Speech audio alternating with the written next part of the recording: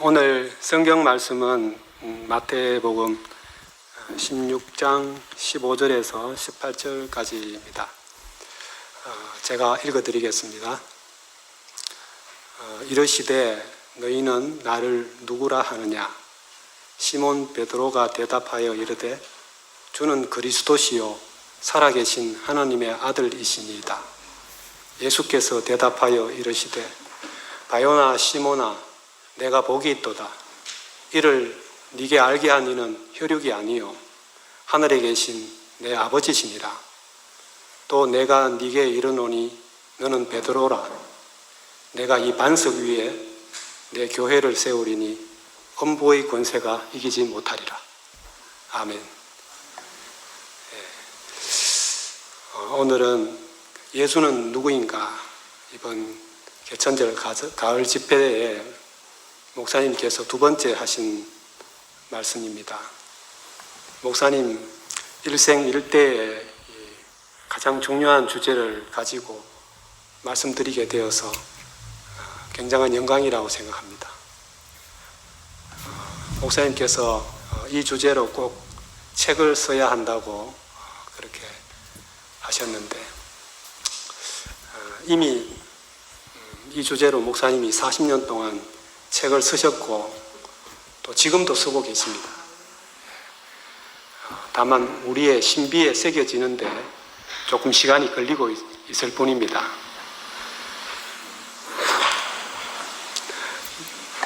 우리가 유대교와 기독교를 구분할 때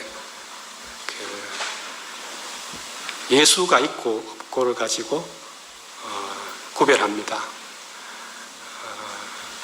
오늘날 기독교는 예수가 없는 종교다, 이런 자성의 목소리가 높습니다. 자신들이 유대교가 된 줄 모르고 있다는 겁니다. 예수가 있어야지 기독교인데 기독이라는 말이 그리스도잖아요. 그러니까 그리스도가 빠져버리면 사실은 기독교라고 할 수 없죠.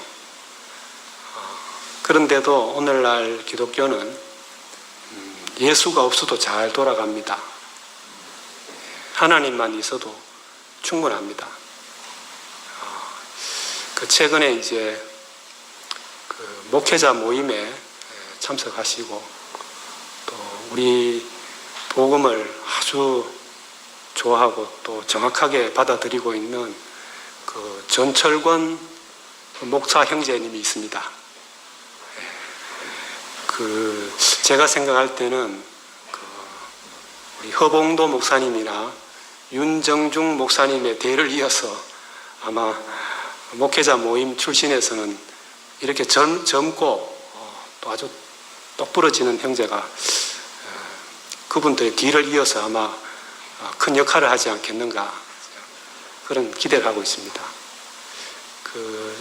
전철권 목사 형제님이 저한테 그리스도 없는 기독교라는 책을 한 권 추천했습니다. 현재 미국의 복음주의 신학자로 굉장히 유명한 사람인데 마이클 호튼이라는 이분이 쓴 그리스도 없는 기독교라는 책을 추천해서 제가 아주 단숨에 다 읽었습니다. 그런데 이제 물론 이제 해답은 없습니다. 문제의식은 우리 교회에 굉장히 근접해 있습니다. 이제 마이클 호튼이 이제 그 책에서 주장하는 것은 오늘날 기독교, 그러니까 미국, 캐나다 중심의 복음주의, 좀 근본주의라고 할 만큼 철저한 복음주의 교회가 지금 정작 예수는 없고 거의 이제 인문학적인 설교, 어떤 심리치료, 또 자기 개발, 온갖 영성 프로그램이 예수의 자리를 대체하고 있다. 이게 이제 이 마이클 호튼이 주장하는 것입니다. 그러니까 이제 교회에 음악 교실도 있고, 명상 수업도 있고, 요가 강좌도 있고, 체험 활동, 관계 훈련, 이런 프로그램들이 있어야지 요즘 사람들이 교회에 온다는 겁니다. 그러니까 이게 다 예수를 대체하는 것들입니다. 재미있고 유익하게. 이게 오늘날 미국과 캐나다의 그 기독교 정서라고 해도 과언이 아니다. 그래서 저도 그 책 읽으면서 상당히 충격을 받았습니다.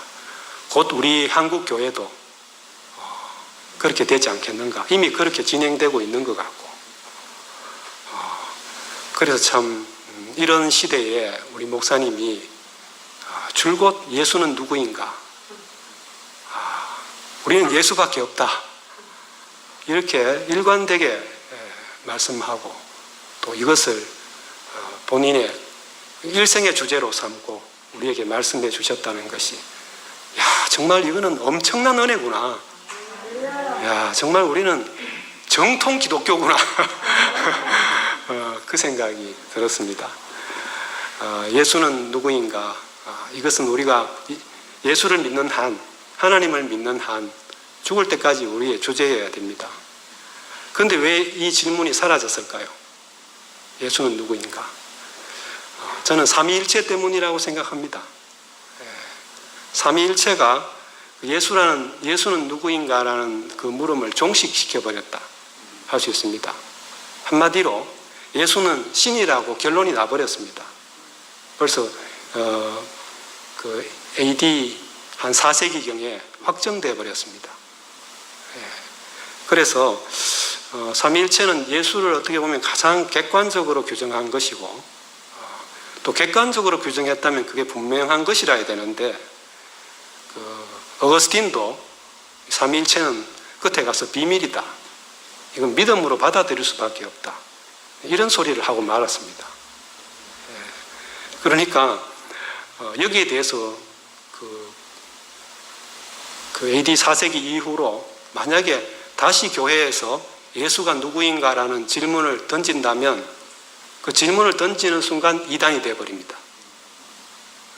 그러니까 감히 예수가 누구인가 이런 물음을 이유를 못하게 된 것입니다. 초대교회에서 사실 가장 그 문제가 됐던 사상은 영지주의라는 겁니다. 목사님도 영지주의에 대해서 많이 설명해 주셨는데 그 대표적인 그 내용이 가현설하는 겁니다. 가현설.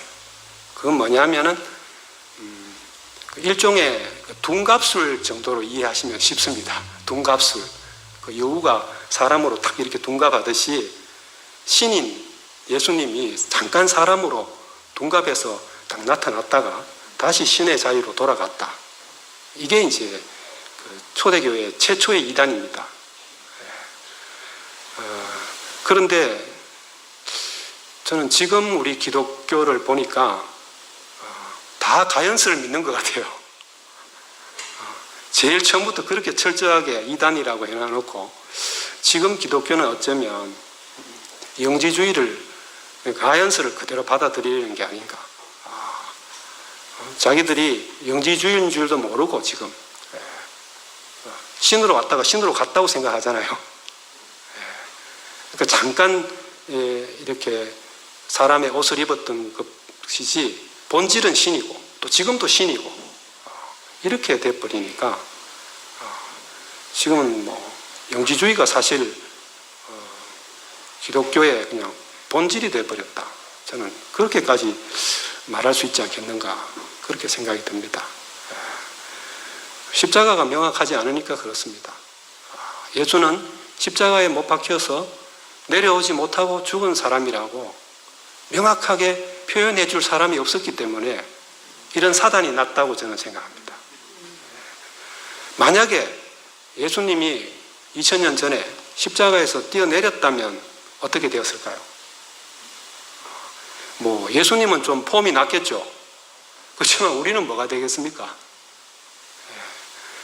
아마 그랬으면 사람의 위치는 절대 드러나지 않았을 것입니다. 구속이 발생하지 않았을 것입니다. 그래서 예수가 십자가에서 내려오지 못하고 죽었다고 말해야 됩니다. 여기서만 누구든지 새 피조물이 될 수 있고 하나님의 아들의 자리를 회복할 수 있기 때문입니다. 이것은 사람만의 문제가 아니고 만유가 그 구속 안에서 제자리를 찾느냐 못 찾느냐의 문제입니다. 그만큼 이 한마디가 너무나 중요한 말이고 이 말 한마디가 새로운 세계를 창조한다고 저는 생각했기 때문에 지난 토요일 날 새 언어를 주셨다. 우리에게 새 언어를 창조해 주시고 그 새 언어로 말미암아서 새 하늘을 열어주셨다. 저는 그렇게 감히 말할 수 있었던 것입니다. 2000년 동안 예수는 항상 우리에게 대속의 주님이었습니다. 참 고맙고 감사한 일이지만 이런 대속의 주님을 우리가 따라가려고 한다면 아마 가랭이가 찢어질 것입니다. 그런 건 생각 안 하고 예수님이 신이라고 기독교인들은 자랑스럽게 생각합니다. 우리가 믿는 예수님은 신이야. 이 말 속에 정말 엄청나게 힘든 장벽이 우리한테 사실 있는 것입니다. 이런 분과 어떻게 우리가 연합하겠습니까? 죽어서 천당 가는 수밖에 없습니다. 연합하려면. 이게 칼빈 신학의 결론입니다. 그리스도와 연합, 목사님도 여러 번 말씀하셨지만 그것까지는 봤습니다. 이 사람들 천재니까요. 그런데 마지막에 가면은 죽은 후에나 천국에 가서나 가능하다. 그리스도와 연합은 이 눈물의 골짜기, 이 현실 속에서는 불가능하다는 게 오늘날 기독교 신학의 현대 신학자들까지도 이 틀을 벗어나지 못하고 있습니다. 다른 대안이 없습니다. 그래서 우리는 대속의 주님을 이제 구속의 주님이라고 말해야 됩니다. 그게 하나님도 살 길이고 우리도 살 길입니다. 그래야 내가 빠지지 않는 사역이 됩니다. 저는 새삼스럽게 항상 예수는 누구인가를 묻는 우리 목사님을 만났기 때문에 정통 기독교인이 됐습니다. 저는 사실 목사님 말씀을 들으면서 좀 부끄러웠던 적이 있습니다. 이제 제가 철학을 전공했기 때문에 철학의 제일 중요한 그 태도가, 그 학문적 태도가 의심하고 회의하고 질문하는 거거든요. 그런데 저는 너무 어려서부터 모태신앙으로 이 기독교 사상, 이 문화의 세뇌를, 샤워를 어릴 때 너무 집중적으로 샤워를 당해서 그런지 철학도이면서도 왜 예수의 죽음이 내하고 무슨 관계가 되는지를 한 번도 의심하지는 못했습니다. 그리고 2000년 전에 한 사람의 죽음이 내 죄를 사해줬다는 게 그걸 왜 내가 의심을 해보지 않았을까? 덮어놓고 믿었을까? 근데 우리 목사님은 철학 공부도 안 하신 분이 이걸 어린 시절부터 고민했다 하니까 제가 딱 심판이 되더라고요.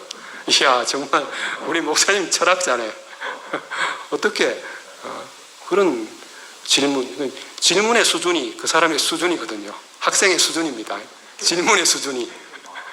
그러니까 이야, 참 이런 질문을 목사님이 가져준 것이 정말 너무너무 감사해요. 지금 아무도 이런 질문하지 않습니다. 무조건 믿어야 되지. 질문하면 아까도 말씀드렸듯이 바로 이단입니다. 예. 그래서 저는 참 예수에 대해서 저도 다 안다고 생각했고 당연하다고 생각했는데 너무 이상하지 않습니까?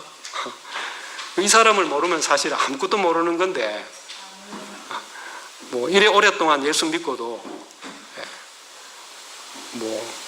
뭐를 제대로 알고 믿었나? 이거 정말 당달봉사처럼 믿었구나. 그런 생각이 들고요. 이게 왜 중요하냐면은 유교나 불교는 그 공자가 없어도 되고 석가모니가 없어도 돼요. 왜냐하면 그 이론을 또 그 수행을 하면 되거든요. 그런데 이 기독교는 예수가 없으면 아까도 말씀드렸듯이 기독이라는 말 자체가 성립이 안 됩니다. 이건 철저하게 예수라는 분을 아는 데서 출발하고 아는 데서 끝나야 됩니다. 그러니까 예수를 빼고는 한 발짝도 나아갈 수 없는 게 기독교 아닙니까? 그래서 저는 참 이 질문이, 오늘 우리에게 선포된 이 질문이 엄청난 말씀이고 선포다, 그렇게 생각하고요. 그래서 저는 이제 우리 교회가 앞으로 어떻게 될 것인가, 여기엔 관심이 없습니다. 저는 예수가 누구인지에만 관심이 있습니다. 여러분도 그렇지 않습니까? 우리가 왜 헷갈리고 왜 이런저런 많은 이야기들이 생깁니까? 우리가 그 교회에 대한 관심 때문입니다. 그런데 교회는 우리가 예수를 아는 만큼, 우리가 예수 안으로 더 깊이 들어가는 만큼 교회는 발생되는 거고 주어지는 것이고 나타나는 것이지, 우리가 교회를 할 수 있는 게 아니지 않습니까?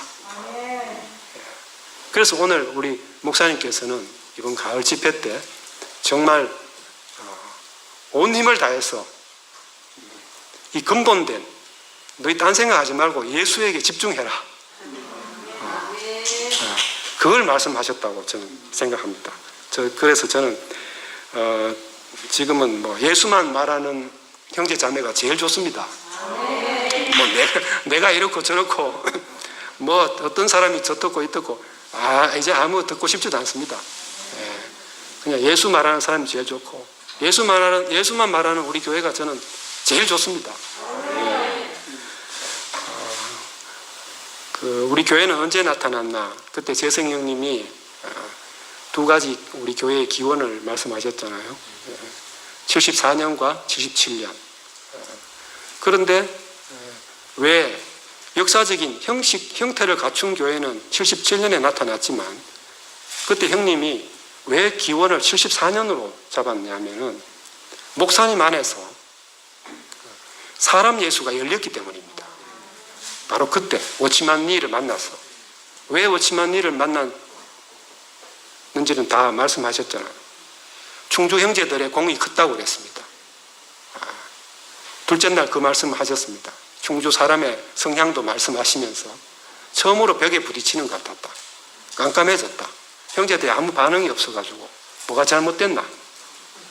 그래서 워치만 니를 만났다고 하셨죠.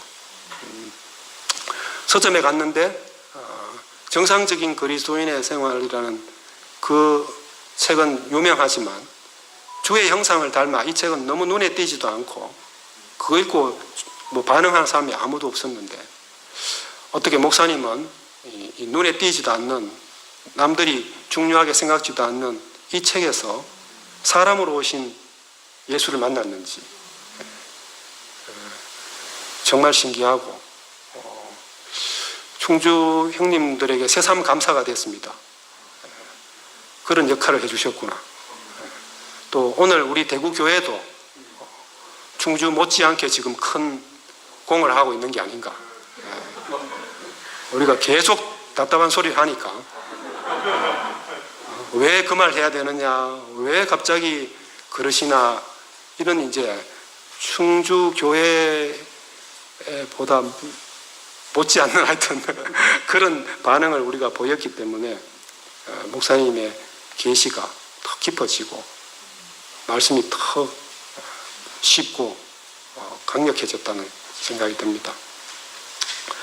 저는 이렇게 뭐 눈에 띄지 않는 책을 보고 목사님이 예수를 만났듯이, 저는 눈에 띄지 않는 목사님을 만나가지고 우린 참 큰 복을 받은 것 같습니다. 사람을 찾는 분, 하나님은 사람을 찾고 계신다. 사람에 따라서 성경이 다르게 보이는구나. 목사님이 이 책을 연달아 3번 읽었다 하셨죠. 자기 그렇게 읽은 책이 없었는데, 사람이구나. 사람에 따라서 성경이 다르게 보이는구나. 객관적인 파악이 아니라는 것입니다. 제가 근무하는 학교에서 제가 취직하자마자 너무 기뻐가지고 학교 선생님들끼리 업무를 주고받는 교내 메신저가 있습니다. 카톡처럼 컴퓨터에 그런 프로그램이 있습니다. 거기에 이제 서로 모든 업무를 주고받는데, 거기다가 월요일 아침마다 일요일 날 어제 들었던 목사님 말씀을 제 간정으로 써가지고 전 중고등학교 교직원들에게 다 보냈습니다. 그러니까 너무 기다리고 좋아하는 사람이 또 있지만 이제 특히 이제 기독교인들은 이제 굉장히 이제 반감을 드러냈습니다. 제가 그렇게 말씀을 드렸거든요. 처음에 보내면서 우리 다 각자 다른 교회에서 어제 다 말씀 듣고 왔지 않느냐. 그럼 어제 들은 말씀 가지고 우리 크리스찬들이 이 학교 메신저로 이걸 몇 줄이라도 써서 보내면은 수십 개의 말씀을 같이 누릴 수 있지 않냐. 근데 10년 동안 저만 썼습니다. 다 잊어버리는 것 같아요. 설교를 들었으니까 그렇게 설교를. 근데 저는 너무 이게 생생하니까 계속 써서 보냈죠. 근데 어느 날 독실한 한 크리스찬 선생님이 답장을 보냈는데, 선생님, 성경에 있는 이야기 마세요. 왜 성경을 성경대로 안 봅니까? 그건 그 목사님 관점으로 자꾸 글을 써가 보내는 거 아니냐고 그렇게 답장이 왔습니다. 그래서 제가 좋은 마음으로 그 선생님한테 다시 답장을 썼습니다. 선생님은 지금 칼빈이라는 사람의 눈으로 성경을 보고 계십니다. 저는 이열래 목사님의 눈으로 보고 있고 성경 그 자체를 볼 수 있는 사람은 아무도 없습니다. 저는 그 표절을, 그러니까 논문을 쓰자면 출처를 확실히 밝히면서 지금 이야기를 하고 있는데, 선생님은 어거스틴이나 칼빈의 해석이라는 그걸 생략하고 그 관점으로, 그 눈으로 지금 성경을 보면서도 자기는 성경 그 자체를 보고 있다고 생각하시는 겁니다. 우리는 항상 누군가의 어떤 사람의 눈으로 성경을 볼 뿐입니다. 이렇게 답장을 드렸습니다. 그래서 그 선생님은 그때 이제 그런 이야기를 나눴지만 지금은 참 제일 관계가 좋은 선생님입니다. 그런데 그렇게 표현하지 않는 선생님은 결국 학교에 이걸 이야기해가지고 업무 외에는 메신저를 사용하지 말라고 결국 학교에서 이제 간정을 못하게 제가 중단하게 됐습니다. 하여튼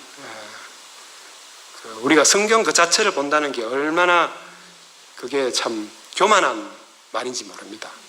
우리는 항상 그러니까 사람에 따라서 성경이 다르게 보인다고 하듯이 우리는 참 십자가에서 내려오지 못하고 죽은 예수를 우리의 주님으로 보는, 우리의 상속자로 보고 사람을 하나님의 아들로 보는 이분의 해석을 가지고 우리가 성경을 보니까 이게 우리한테 구속이 발생하고 우리 인생을 너무나 복되게 하는 거 아닙니까?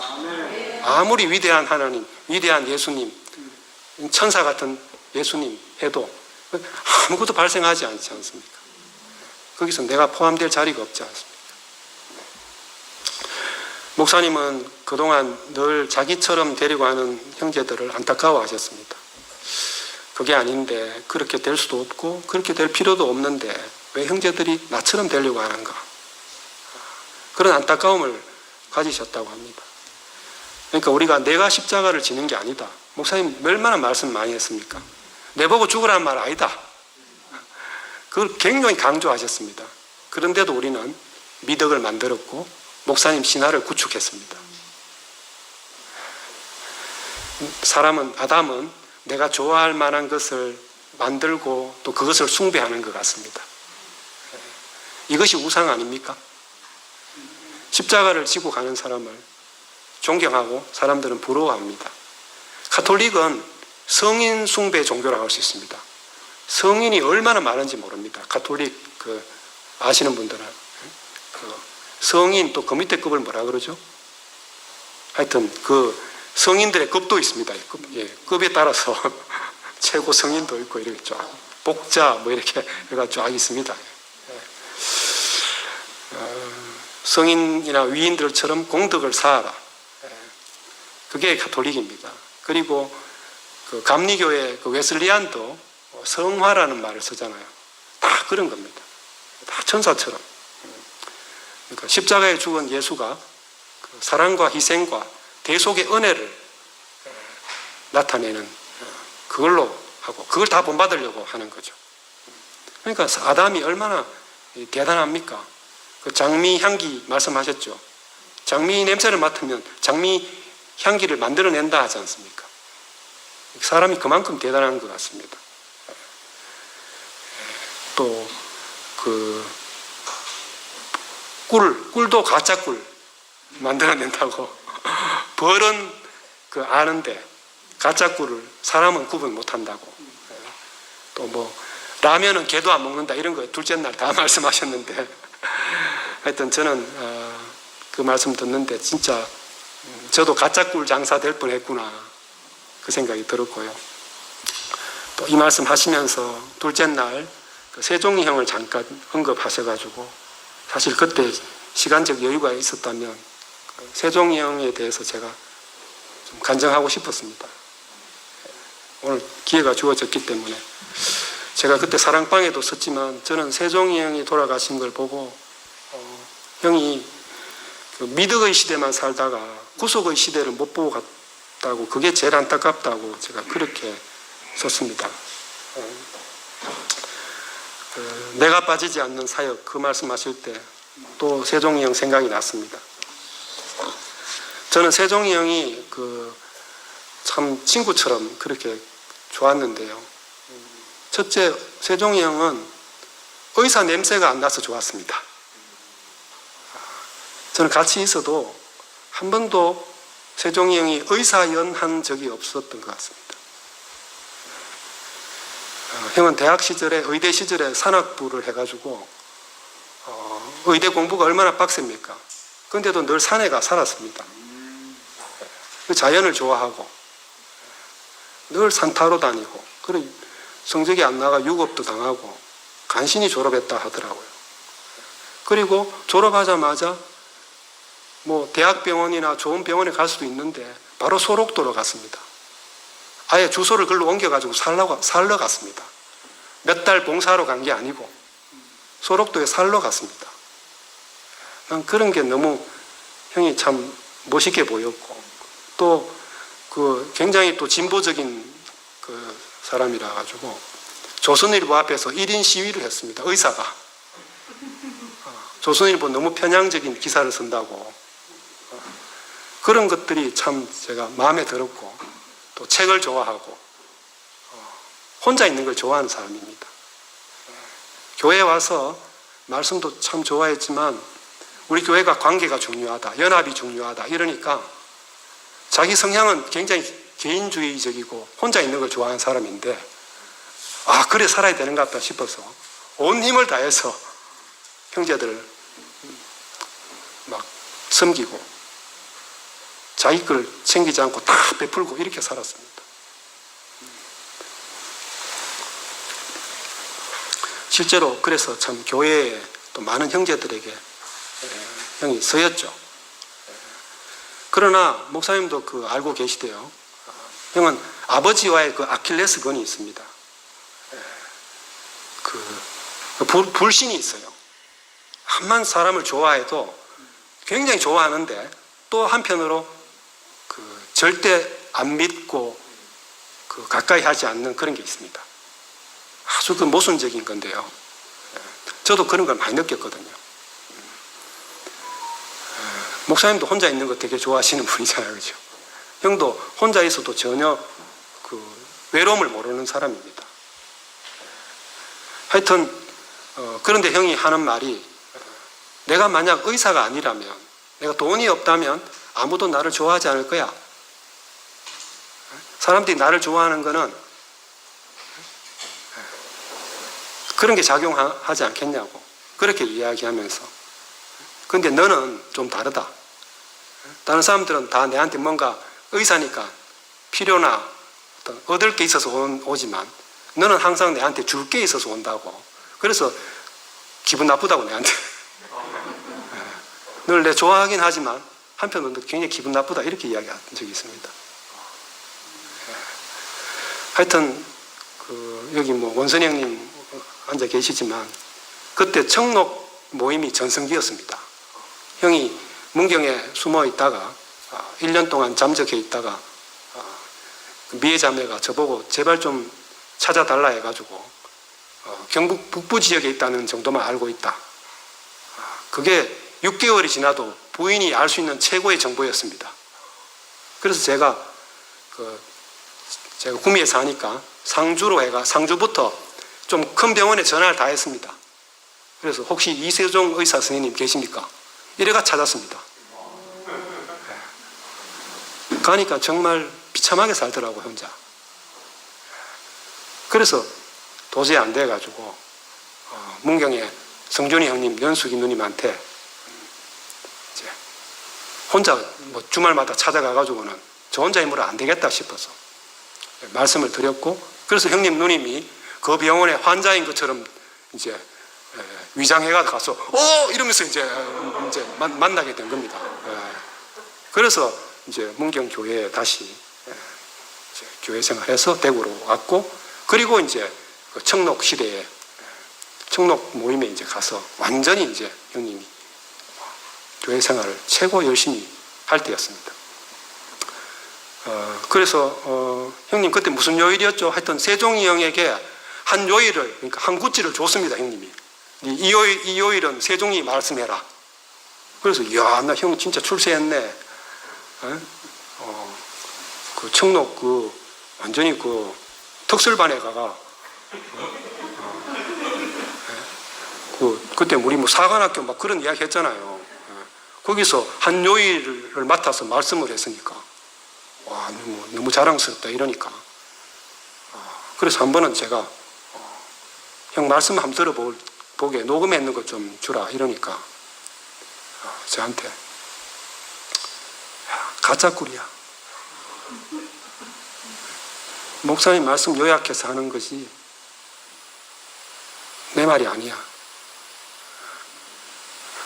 어떻게 사람들 다들 이렇게 요약해서 말하면서 자기 말처럼 하는지 난 도저히 그게 안 돼. 너 간증할 때 말씀할 때 그거 못 느끼나? 내보고. 난 가짜꿀을 유통시키는 것 같아. 저는 그 말 듣는데 이 사람 정말 유리 같은 사람이구나. 제가 아니 형 뭐 다 우리 말 대가 하나 하다 보면은 되는 거지. 목사님 뭐 심지어 우리 뱃속에 똥도 들었다 하는데 어떻게 100%가 있노? 그건 내한테 대답이 안 돼.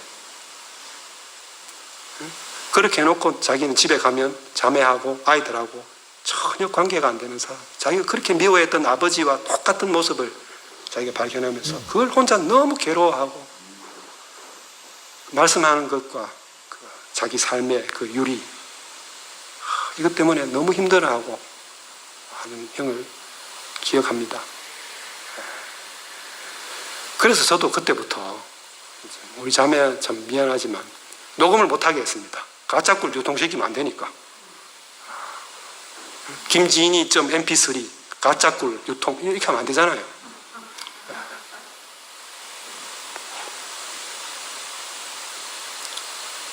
그래서 희동이 형하고도 그때 죄송해가 제가 교회 앞에서 한번 간증했습니다. 형님이 새신자 모임에 저를 이제 오라 해가지고 말씀을 좀 해달라고 하는데 제가 녹음하면 못 가겠다 이렇게 했습니다. 녹음하기 때문에 제가 못 가겠다고. 야, 너를 왜 그렇게 비싸게 구냐 막. 난 그게 정직하고 양심적이라고 생각했습니다. 내 의를 쌓는 거였죠 사실은. 근데 구속의 시대, 목사님 이 말씀이 들리고 제가 이제는 뭐 아무 상관없이 됐습니다. 뭐 그냥 내 말이 됐으니까요 이제. 그래서 제가 이 복음이 너무 저한테는 놀랍고 감사합니다. 이젠 내 이야기를 할 수 있게 돼가지고 제가 너무 당당합니다. 이 이야기 할 때만 너무 자랑스럽고요. 내가 빠지지 않는 사역을 이제 하게 됐구나.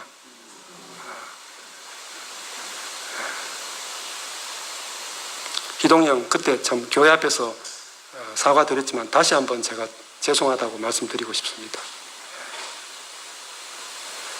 여자는 그렇습니다. 한 남자만 사랑합니다.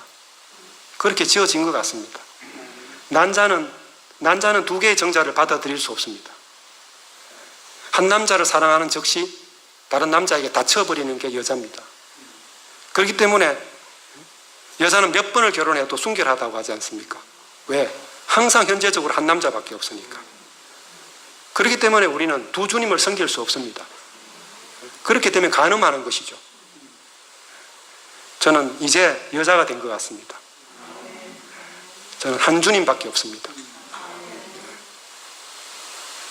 목사님이 시저와 브루투스 이야기하실 때 정말 또 한 방 먹었습니다. 저거 내 이야기다 싶었습니다.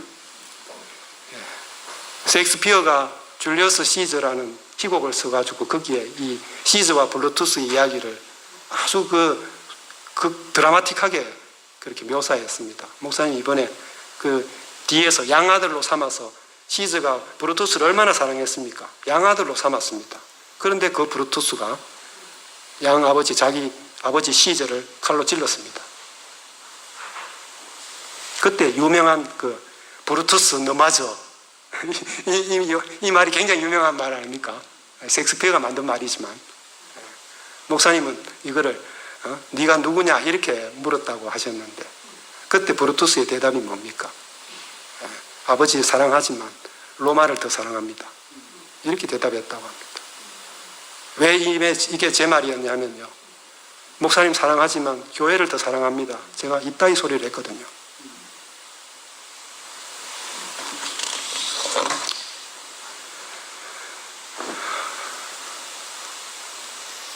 제가 창세기 형들한테 참 불만을 막 대놓고 토로한 적이 있습니다. 형들이 안 받아주니까 목사님 때 같이 찾아갔습니다. 그래서 목소리를 높여서 목사님께 형들을 제가 성토했습니다. 목사님 제 이야기를 다 들으시더만 제가 몇 번 간증한 겁니다. 이거 들으신 분도 계실 텐데 네가 다 교회를 위해서 형들한테 그런 말 하는 거 아이가? 네가 교회를 위하는 마음 때문에 그런 거 아니냐고. 그렇죠 목사님. 그러니까 목사님이 앞으로 너는 교회를 위하지 마라. 그렇게 한마디 하셨습니다. 앞으로 교회를 위하지 마라. 교회를 위한다 할 때 항상 교회가 분열된다. 난 앞으로 회의도 참석하지 마라. 교회는 민주주의가 아니다. 완전히 제가 그날 박살났습니다. 당시에는 너무 창세기 형들 편만 든다고 너무 섭섭했는데 돌아서서 생각하니까 그게 얼마나 은혜가 되는지 모르겠습니다. 우리 자기리 형님 맨날 깨져고도 안 삐지잖아요. 저도 목사님한테 진짜 많이 우리 자매도 저를 목사님한테 일러 바쳐가 분리가가 야단 맞고 이때 진짜 저는 완전히 목사님 앞에서 박살났습니다. 네가 그 시대에 나를 만났으면 날 따라왔겠나? 제가 미덕의 시대, 구속의 시대 이렇게 말씀드려서 제가 무슨 미덕의 시대를 부정하는 것처럼 혹시 오해하시면 안 됩니다. 저는 미덕의 시대가 있었기 때문에 이 자리까지 온 사람입니다. 목사님과 형님들의 구체적인 죽음이 있었기 때문에 우리는 그 시대에는 그게 최고였잖아요. 그게 새하늘이었습니다. 그 은혜로 말미암아 제가 이 자리에 있는 거지 제가 어떻게 하루아침에 여기에서 어떻게 말씀할 주제가 되겠습니까? 정말 참 되도 않은 인간을 형님들이 다 받아주셨기 때문에 제가 오늘 이 자리에 있습니다. 미덕의 시대가 폐기 처분되고 그런 이야기가 아니고요. 새로운 시대가 왔다는 겁니다. 그러니까 미덕의 시대에 매이지 말라는 거지 시대가 바뀌었다는 이야기입니다.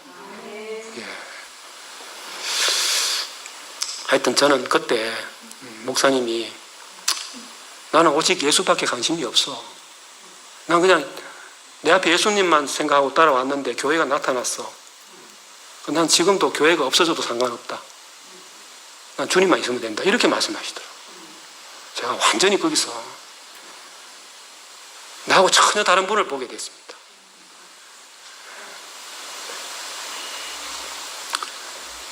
몇 주 전에 우리 김치현 목사님도 그 발꿈치를 들다 아주 참 특이한 제목으로 말씀을 하시는데 참 그날 전 은혜가 많이 됐습니다.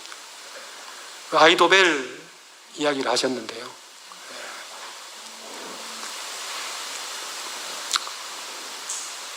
그 발꿈치를 들었다는 거. 그게 그 지현이 형 자신의 고백 아니겠습니까? 저는 그렇게 들었습니다. 우리 목사님도 그 자기를 그렇게 아끼고 신학교 2학년인데 선배들 졸업생들 그렇게 많은데 신학교 2학년짜리를 바로 목회지에 보냈다 했지 않습니까? 그만큼 자기를 아끼는 총회장님 아버지 같은 분에게 발꿈치를 들었다는 이야기, 우리 목사님의 끝없는 간증 아닙니까? 저도 이때 목사님 찾아가가지고 발꿈치를 든 겁니다. 형들한테 발꿈치를 들었어요, 제가. 지현이 형도 그날 자기도 발꿈치를 든 사람이니까 그 이야기 하지. 일반 교회 가서 그런 설교는요, 너가 앞으로 내한테 발꿈치 들지 마, 이런 이야기입니다. 일반 교회에서는. 안 그렇습니까? 너가 발꿈치 들으면 아이도벨처럼 죽어, 저주받아, 이런 이야기입니다. 그 목사님이 그 자기가 그렇게 불순종하는 사람으로, 권위에 항거하는 사람으로 그 이야기할 때 우리 보고 너가 앞으로 내한테 복종해, 이런 메시지로 하신 말씀이 아니잖아요.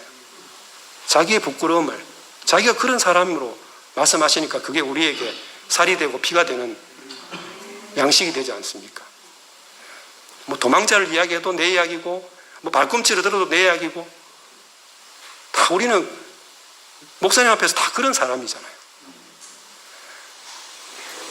그때 저는 정말 목사님이 제 편 한 번도 안 들어준 것에 대해서 너무 감사합니다. 제가 운전하고 구미로 오는데 그 목사님 독대하고 고속도로에서 눈물이 막 나더라고요. 너무 섭섭해가지고. 근데 구미 다 와가서 드는 생각이, 저 기열이 같은 만약에 내 후배가, 동생이 찾아가서 중심 세대 진이 형은 이 대도 안 했다, 만약에 했다 하면은 나는 목사님이 기열아, 진이는 그때 와가 진이 할 일을 다 했다. 네가 그때 왔으면 진이만큼 했겠나? 이렇게 말씀하시겠구나. 아니 내가 성경 어떻고 누가 다 이야기했는데요, 한마디도 동의 안 해요. 걔들은 직관적인 세대들이다. 니처럼 이것저것 판단하고 좌우 다 봤으면 내 따라오려면 한 놈도 없다. 창세기 형제들은 그때 앞뒤 안 재고 보따리 하나 들고 나를 따라온 걸로 할 일 다 했다. 니한테 지금 새로운 교회에 할 일이 보이면 네가 하면 되잖아. 왜 형들 보고 하라 하는데? 우리 교회에 주인이 있나? 그게 지일로 보이면 그게 지일이지. 어디 형들을 그만하고 세대 교체니 헛소리하고 있냐고 내보고. 그 큰 나무가 그 하늘로 새로 뚫린 곳으로 새 가지가 나오는 게 세대 교체지. 이거 잘라내고 딴 거 갖다 붙이고, 이건 세상이다 하면서 내보고. 그러니까 제가 그때는 교회에 관심이 많았습니다. 목사님은 예수밖에 관심이 없는데 얼마나 제가 빗나갔습니까? 왜 십자가에서 내려오지 못하고 죽었다? 예수는 내려오지 못하고 죽었다. 왜 이야기 계속 하실까요? 왜 이 또 말은 우리한테 그렇게 거슬릴까요? 제가 토요일날 말씀드렸듯이 내 뜻대로 살 수 없으니까 그런 거 아닙니까? 왠지 이 말이 딱 들으니까 직감적으로 우리는 이건 우리 교회도 아름답게 지어놨겠다. 카페도 생겼지. 물도 좋은 물도 먹지. 사람 좋지. 탁구장도 있죠, 맞아. 예. 이렇게 좋은 게 많은데 굳이 그런 이야기 해가지고 밖에서 들으면 뭐라 하겠노? 사실은 내가 싫다는 말입니다. 변명입니다. 예. 외부에서 이상하게 본다 하는데요, 외부에서 아무도 우리한테 관심 없습니다. 안 그렇습니까? 관심 없습니다. 우리만 뒷다 의식하고 있지 관심 없습니다. 오히려 우리가 이 말 해야 어쩌면 관심이 생길지도 몰라요. 우리가 역공격해야 됩니다. 뭐 조심하고 뭐라 하겠노 이러면요 우리 교회 그냥 흔적도 없이 사라집니다. 소란을 일으켜야 돼요. 오히려 예수님은 복음을 가진 자를 연병을 퍼뜨리는 자라고 했습니다. 세상을 시끄럽게 하고 소란케 하는 자가 복음을 가진 자의 모습이라고 그렇게 말했습니다. 우리 요새 너무 조용하고 너무 점잖해졌지 않습니까? 저는 좀 그런 생각 감히 합니다. 우린 너무 매너 좋고 너무 말쑥하고 너무 세련되고 너무 매너리즘에 빠진 게 아닌가, 그런 생각까지. 제 자신 이야기입니다. 제 이야기입니다. 다른 형제들 그렇다는 게 아니고요. 제가 그런 사람인 것 같아요. 내 정체를 드러내야 됩니다. 말하지 않으면 모릅니다. 말하지 않으면. 그래서 목사님이 말하라고 하는 겁니다. 우리가 직장에서 퇴직할 때까지 대구교회 사람인 것을 감춰서는 안 됩니다. 이거 드러내야 됩니다. 제가 외람 때지만 창세기급의 형님, 누님, 예? 교직에 있으니까 어느 선생님한테 내 아는 형님이다 하니까요, 대구교회 다닌지 모르고 계시더라고요. 그래서 내가 그 선생님 누구를 안다 그러니까 저보고 뭐라 하는 줄 압니까? 내 대구교회 다닌다는 이야기 하지 말이. 진짜 그날 너무 내 자신이 슬펐습니다.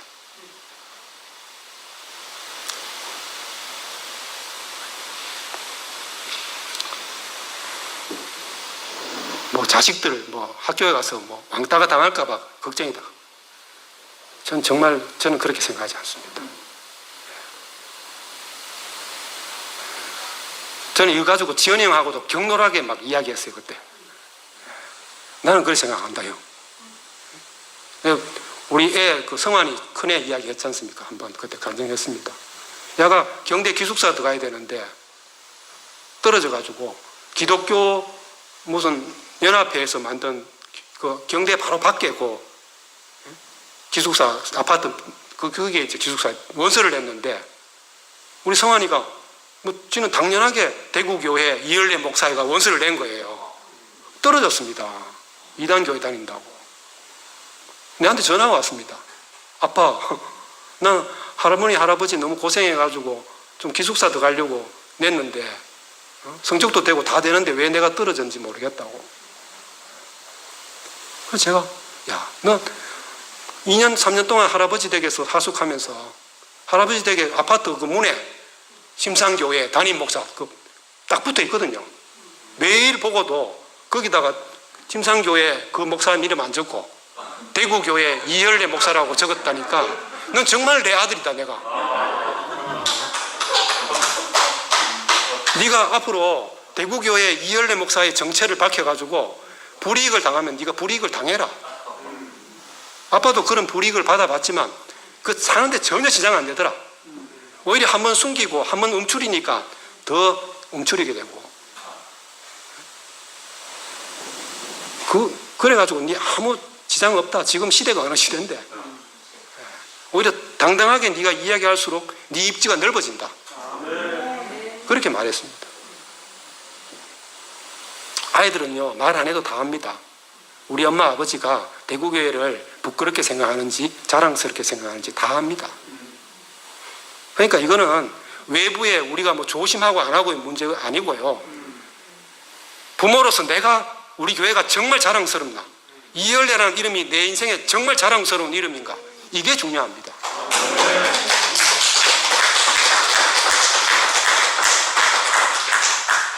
제가 그렇다고 우리가 여기서 함부로 막 나오는 대로 이야기하자 이 말은 아니잖아요.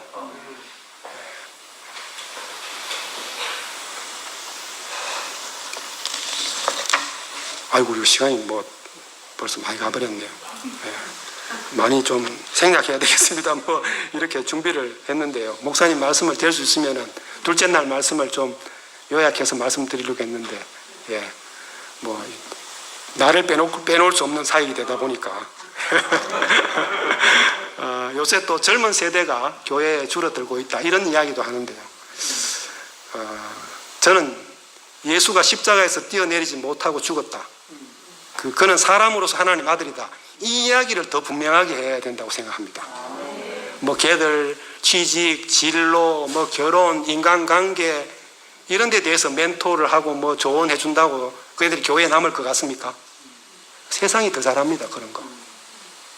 우리는 더 분명하게 우리 사람이 얼마나 영광스러운 존재인 줄 아냐? 하나님의 아들이다, 우리를 그렇게 지었다. 십자가에서 뛰어내리지 못한 예수 안에서 우리가 새 피조물이다. 우리 전혀 다른 인생이고 전혀 다른 세계를 살고 있다. 젊은 애들에게 이걸 더 확실하게 이야기해야지 젊은 애들이 교회에 올 수 있는 겁니다. 저는 그렇게 생각합니다. 그러니까 노선이 중요한 겁니다. 젊은 학생들에게 천사 같은 예수, 그래서 더 헷갈립니다. 이걸 그런 식으로 미덕을 덕지 붙인 이런 거 이야기하면요, 애들이 자유롭게 살고 싶지 누가 그렇게 살고 싶습니까? 구속의 예수, 이 십자가에서 못 내려온 예수를 이야기해야 애들이 쉽고 단순해집니다.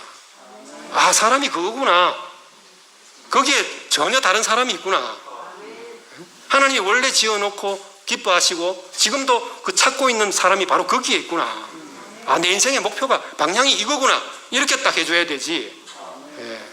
다른 걸 이야기해 가지고는 젊은 애들이 교회 뭐 애들 입맛에 맞춰주고 애들 품어주고 경청하고 뭐 기다려주고 뭡니까?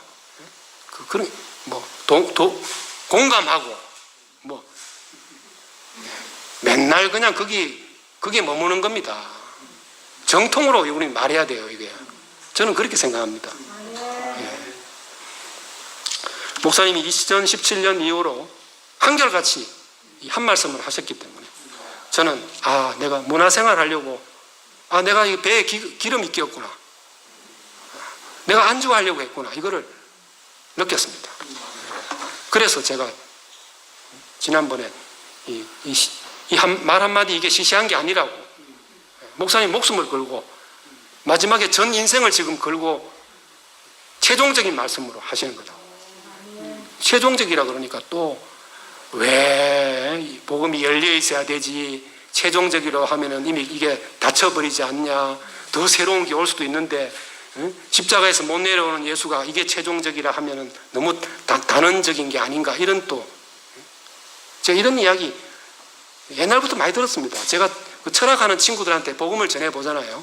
그러면 이 냉소적인 인간들이 제일 하는 말이 뭐냐면요, 제가 막 이렇게 막 너무너무 나는 이 복음이라고 이야기하면 이렇게 재킷하게 있다가 하는 말이, 야, 그 밥은 시간 지나면 안 식나? 그 밥은 안 식나? 이렇게 합니다. 내가 지금 드신 밥을 막 김이 무릉무릉 나는 흰 쌀밥을 우와 맛있는데 한번 볼래? 이렇게 하는데, 그래 한번 보자 이렇게 해야 될 텐데, 야, 시간 지나면 그 밥 안 식나? 이거? 아니, 지금 보리밥이라도 목사님 먹어야지 또 더 뒤에 쌀밥이 나오면 또 먹지. 지금 최종적인 거라고 생각하고 먹어야지 또 그 다음에 있는 것도 먹을 거 아닙니까? 아니, 왜 이게 전부냐라고 더 계시가 또 있지 않냐 이러면서 지금 그럼 계시를 우리가 등한시할 수 없지 않습니까?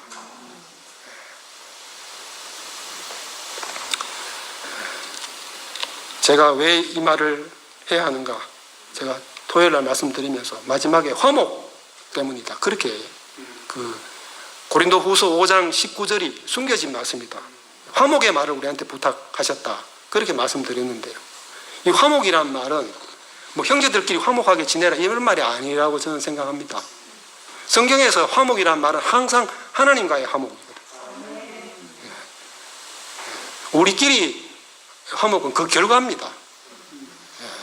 절대 우리는 그거를 목표로 해가지고는 그건 절대 되지도 않는 일이고, 그건 항상 한계가 있는 것 같더라고요. 노력해서 얻은 화목. 애써서 우리가 뭐 순모임 열심히 모이자, 뭐 화목하게, 뭐 재미있게 좋죠. 그렇지만 이것은 인간적인 침묵도 뭐고, 인간적인 유대일 뿐이라는 겁니다. 이건 언제든지 변할 수 있습니다. 세상에도 화목한 가정도 많고 화목한 단체도 많습니다. 교회 아니라도 화목한 데가 참 많다고요. 그 고린도후서에서 바울이 하는 말은 그런 화목을 말하는 게 아니라고 생각합니다. 바울은 십자가의 예수 안에서, 우리 목사님은 버전하자면 못 박혀서 내려오지 못하는 예수 안에서 그 참 화목을 본 겁니다. 아, 이 사람이 우리의 참 화목이구나. 이 사람이 하나님과 우리가 화목할 수 있는 길이구나. 그래서 우리가 이 말하는 게 너무 중요한 거죠. 뭐 구속이고 십자가에 못 내려오고 할 것 없이 무슨 상관이냐. 좋으면 되는 거 아이가. 좋으면 되지 뭐. 맞습니다. 좋으면 됩니다. 초보자들한테는 그럴 수 있습니다. 좋으면 되죠. 그렇지만 좋은 게 좋다 하다가 가톨릭이 됐습니다. 가톨릭에 모든 좋은 게 다 들어왔지 않습니까? 예수가 그냥 희미해져 버렸단 말이죠. 그래서 이 천사 숭배가 된 거고, 뭐 아름다운 건물, 친절한 사람, 뭐 훌륭한 행위, 좋은 인품, 이런 거 다 속는 겁니다. 십자가는 뛰어내리지 못한 예수는 그걸 끝내는 겁니다. 복음이 선포되는 자리에 가면 세계가 착 갈라집니다. 두 세계로 착 갈라집니다. 복음이 선포되는 딱 그 순간에. 그게 정상 아닙니까? 참과 거짓이 쫙 갈라지는 겁니다. 그러니까 소란한 게 당연합니다. 우리 목사님 말씀 앞에서 뭐 당연한 겁니다. 그게. 마태복음에 보면 내가 세상에 화평을 주러 온 줄로 생각하지 마. 화평이 아니요 검이로다. 이런 말이 있습니다. 무서운 말씀이죠.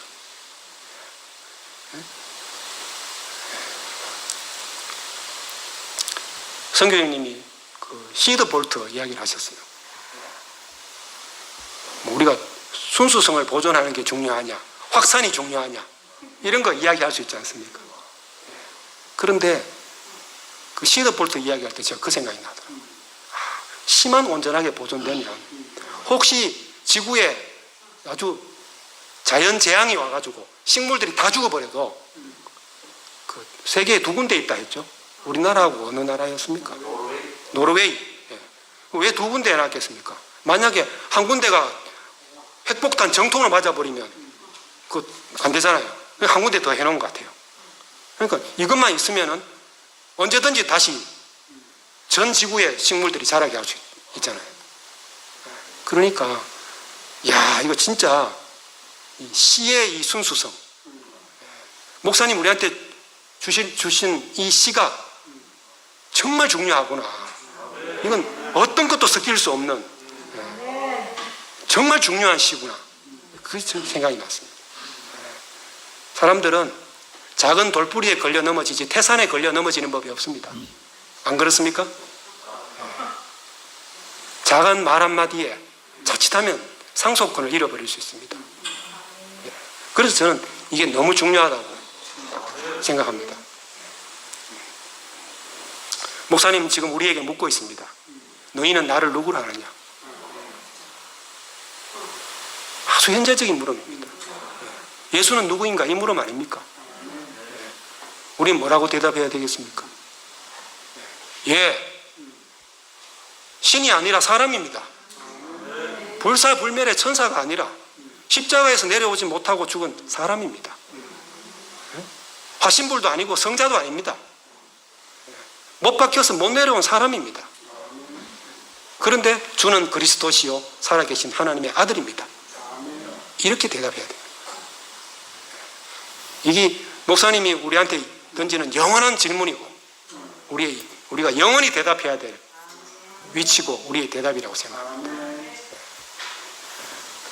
종교가 버린 그 박스 속에서 우리는 보물을 얻은 사람이고 세상이 끓이껴하는 시궁창에서 세상에 없는 미나리 맛을 본 사람 아닙니까? 네. 그들이 안 버렸으면 우리가 이 보물을 찾았겠습니까? 그들이 외면하지 않았다면 우리 이 미나리 맛을 봤겠습니까? 마지막 18절에 너는 베드로라 내가 이 반석 위에 내 교회를 세우리니 음부의 권세가 이기지 못하리라 이렇게 했습니다. 바요나 시몬에서 베드로로 이름이 바뀌고 있습니다. 왜 바뀌었습니까? 사람을 하나님의 아들로 고백했기 때문에. 하나님의 아들은 하나님의 상속자는 천사가 아니라 사람입니다. 이 고백 아닙니까? 만유의 상속자가 천사가 아니라 사람입니다. 사람이 제자리에 돌아오니까 만물이 다 하나님한테 그 정해진 자리에 질서를 이제 잡게 됐다. 이거 아닙니까? 베드로는 반석이라는 뜻이라고 합니다. 누가 반석입니까? 저는 십자가에서 내려오지 못하고 죽은 예수. 이분이 하나님의 아들 상속자요 구속의 주님을 말하는 사람이 바로 반석이라고 생각합니다. 주님은 이 반석 위에 교회를 세우고 싶어 하시는 겁니다.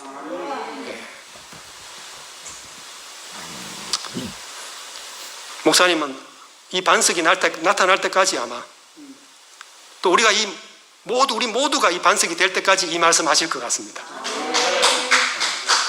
저도 계속 이 말만 하겠습니다. 주님을 찬양합니다.